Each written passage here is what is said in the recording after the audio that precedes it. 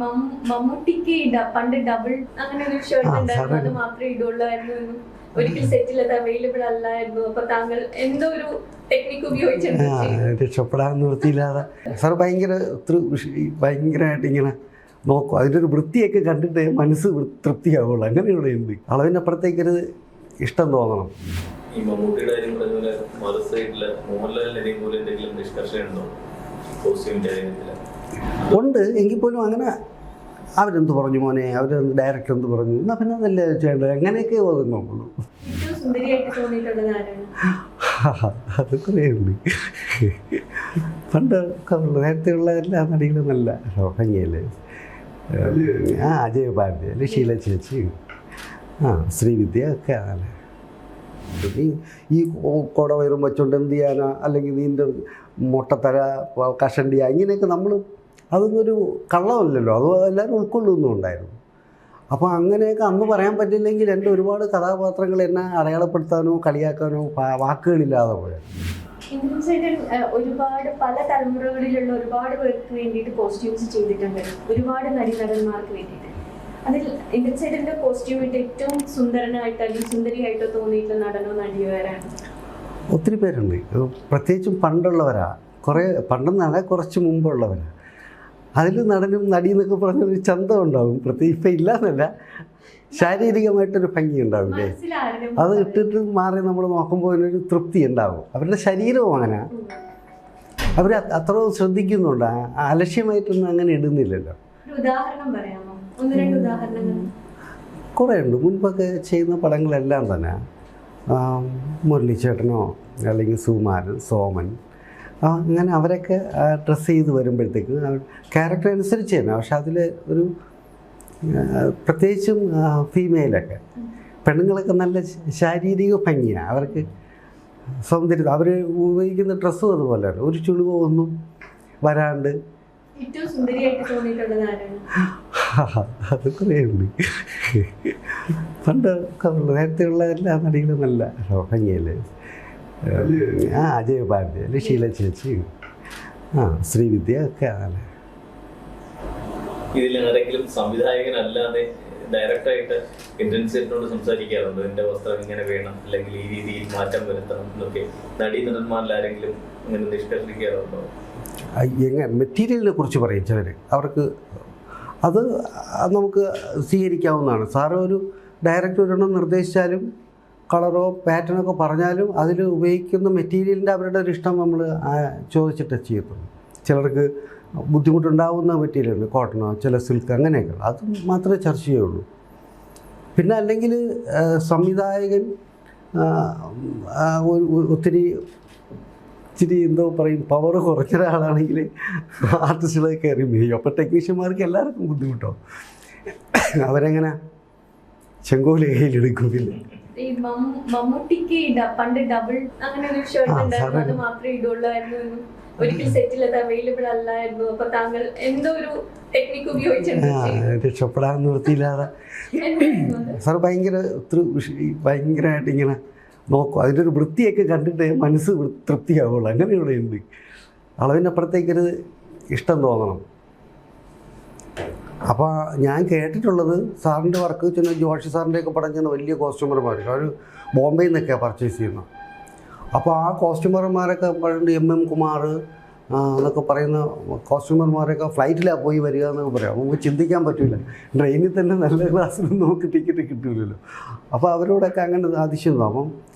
മമ്മൂക്കൊക്കെ ആ ഡബിൾ ബുൾട്ട് ഷർട്ടൊക്കെ ഇവിടെ വരുന്നതിന് മുമ്പേ നല്ല പാറ്റേൺ കിട്ടണമെങ്കിൽ അവിടെ നിന്നൊക്കെ വരുന്നതാണ്. ഇവിടെ കിട്ടുന്നുണ്ടെങ്കിലും വേറെ ആരും ഉപയോഗിക്കാത്തത് കിട്ടണ്ടേ, അങ്ങനെ ശ്രദ്ധിക്കുന്ന ആളാണെന്ന് കേട്ടിട്ടുള്ളൂ. പക്ഷേ അത്രത്തോളം സത്യമാണെന്നും എനിക്കറിയില്ല. അപ്പോൾ ആ വിസ ചെയ്യുമ്പോഴത്തേക്കും മെരിലാൻഡ് സ്റ്റുഡിയോയിൽ അങ്ങോട്ടാണ്. അപ്പം വേലായുധം കീഴിലാണ് ചേട്ടനാ കോസ്റ്റ്യൂമർ. ആളെന്നെ ഏൽപ്പിച്ചിട്ട് പോവുകയും ചെയ്തു. പെട്ടെന്ന് സാറിന് ഷർട്ട് വേണം. അപ്പോൾ നേരത്തെ എടുത്ത തുണി ഉണ്ടായിരുന്നു ഒരെണ്ണം, അത്ര ബെറ്റർ ഒന്നുമില്ലെങ്കിലും ആ നിറമൊക്കെ ഡയറക്ടർക്ക് ഇഷ്ടപ്പെട്ടു. പക്ഷെ ഉപയോഗിക്കും ഇതെങ്ങനെയാണെന്നൊക്കെ ആശങ്ക അവരും പറയുന്നുണ്ട്.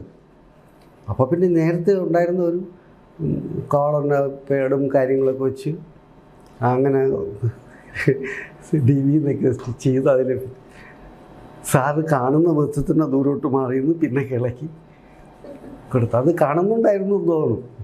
അപ്പൊ മമ്മൂട്ടിക്ക് മനസ്സിലായില്ലേ ഇത്? അറിയില്ല, നന്നാണ്, കുഴപ്പമൊന്നുമില്ല. നമ്മുടെ മെഷർമെൻറ്റിലോ സ്റ്റിച്ചിങ്ങിലോ ഒന്നും കുഴപ്പമൊന്നുമില്ല. അത് ഒറിജിനൽ ആയിരുന്നില്ല എന്ന് മാത്രമേ ഉള്ളൂ. അപ്പോൾ നമുക്ക് അന്ന് എങ്ങനെയെങ്കിലും അതൊന്ന് ഇട്ട് ഷോട്ട് എടുക്കണമല്ലോ ഒരു ആദ്യം ഉണ്ടല്ലോ. അപ്പോൾ കോസ്റ്റ്യൂം അതൊന്നും കുഴപ്പം വരില്ലേ, നമ്മൾ കാരണം വർക്ക് തടസ്സമല്ലേ എന്നൊക്കെ പറഞ്ഞിട്ടല്ലേ പോകുന്നത്. അപ്പോൾ അത് അതിജീവിക്കാൻ വേണ്ടി ചെയ്തു പോയതാണ്. പിന്നീട് അത് മമ്മൂട്ടിയോട് പറഞ്ഞോ? പിന്നീട് എപ്പോഴെങ്കിലും ഇത് സംഭാഷണത്തിൽ വന്നിട്ടുണ്ടോ? എപ്പോഴും ഞാൻ സാറിൻ്റെ അടുത്ത് പറയുന്നതിന് മുമ്പ് എങ്ങനെയോ ഒരു ഇൻ്റർവ്യൂവിൽ എവിടെയോ പറഞ്ഞു. അതിന് മുമ്പ് സാറിൻ്റെ അടുത്ത് പറയേണ്ടതായിരുന്നു തോന്നുന്നു. സാറിന് തമാശയായിട്ട് എടുത്തോളൂ. ഇനി ചിലർ പറയും ചീറ്റ് ചെയ്തു എന്നൊക്കെ പറയുമ്പോൾ സാറേ അങ്ങനെ വിശ്വസിക്കുന്ന ആളല്ലെങ്കിലും രസമായിട്ട് തന്നെ എടുത്തിട്ടുള്ളൂ.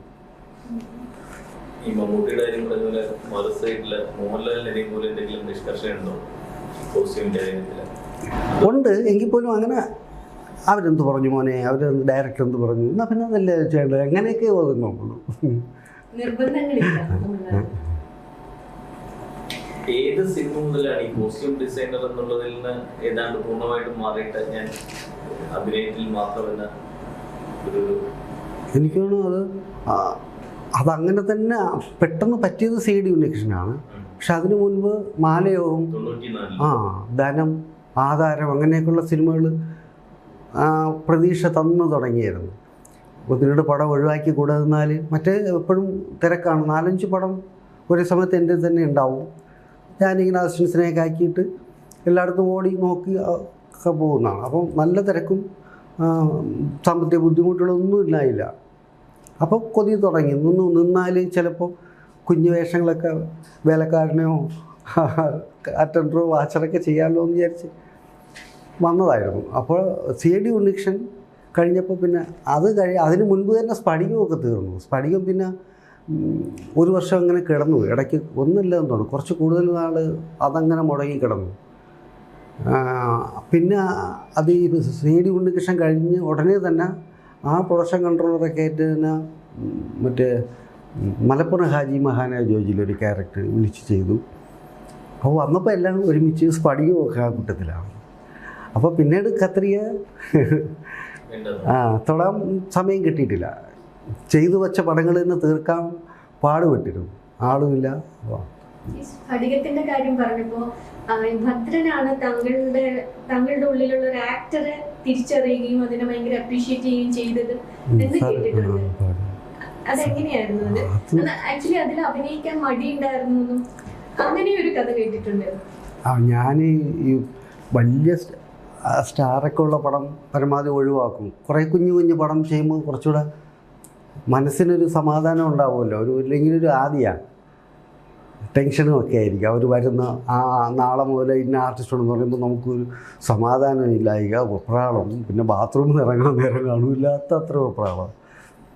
അത് ഒഴിവാക്കാൻ കുഞ്ഞു പടങ്ങൾ ചെയ്യാം. അപ്പം ഗാന്ധിപതി ബാലൻ സാർ പത്മനാഭ സാറിൻ്റെ ഒക്കെ പടം ചെയ്തല്ലേ. അപ്പം ആ പടം ഗുഡ് നൈറ്റിൻ്റെ ചെയ്യുമ്പം ബാലൻ സാറിൻ്റെ ഒരു മേൽനോട്ടമൊക്കെ ആയിരുന്നു. അപ്പോൾ അദ്ദേഹം പറഞ്ഞു, നീ വന്നാലേ നിനക്കൊരു ക്യാരക്ടർ ചെയ്യാം, അത് മാമുക്കൈക്ക് വെച്ചേക്കുന്നതാണ്, നീ വന്നാൽ ചെയ്യാമെന്നൊക്കെ പറഞ്ഞു. അങ്ങനെ കൊതിച്ചിട്ട് അത് വലിയ ഭാരമാണെന്നറിയാം.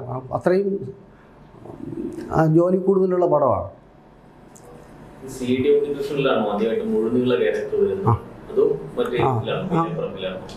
അല്ല, മേലപ്പറമ്പിൽ ഒരൊറ്റ ഷോട്ടേ ഉള്ളൂ. അത് ഡബ് ചെയ്ത് തന്നെ വേറെ ആളെ വെച്ചാൽ അത്രയും പ്രാധാന്യമൊന്നും.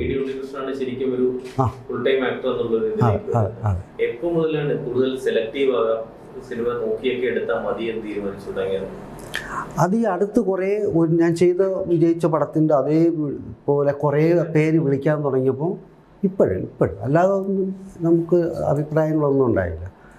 അങ്ങനെ വരുമ്പോൾ അത് ചെയ്തത് തന്നെ ചെയ്യേണ്ടി വരുമല്ലോ.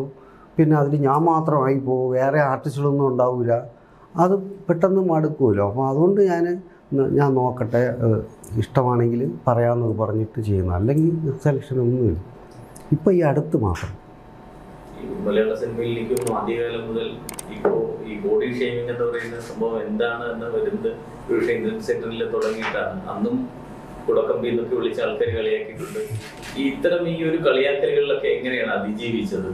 അന്നത് കളിയാക്കലായിരുന്നില്ല സാറേ, അതങ്ങനെ ഒരു രസമായിട്ട് എടുക്കുകയുള്ളൂ. കൂട്ടുകാർ തന്നെ തമ്മിലിരുന്നാൽ പോലും പരസ്പരം പറയുന്ന കാര്യമുള്ളൂ. ഈ കോടവയറും വെച്ചുകൊണ്ട് എന്ത് ചെയ്യാനാ, അല്ലെങ്കിൽ നീൻ്റെ മുട്ടത്തര കഷണ്ടിയ, ഇങ്ങനെയൊക്കെ നമ്മൾ അതൊന്നും ഒരു കള്ളമല്ലല്ലോ, അത് എല്ലാവരും ഉൾക്കൊള്ളുന്നുണ്ടായിരുന്നു. അപ്പോൾ അങ്ങനെയൊക്കെ അന്ന് പറയാൻ പറ്റില്ലെങ്കിൽ എൻ്റെ ഒരുപാട് കഥാപാത്രങ്ങൾ എന്നെ അടയാളപ്പെടുത്താനോ കളിയാക്കാനോ വാക്കുകളില്ലാതെ പോയത്. അത് നല്ല മര്യാദ വളർന്നു വരുന്ന സംസ്കാരം നന്നാവുന്നു എന്നതുകൊണ്ട് ഇതിപ്പോൾ മാറിയതാവാം.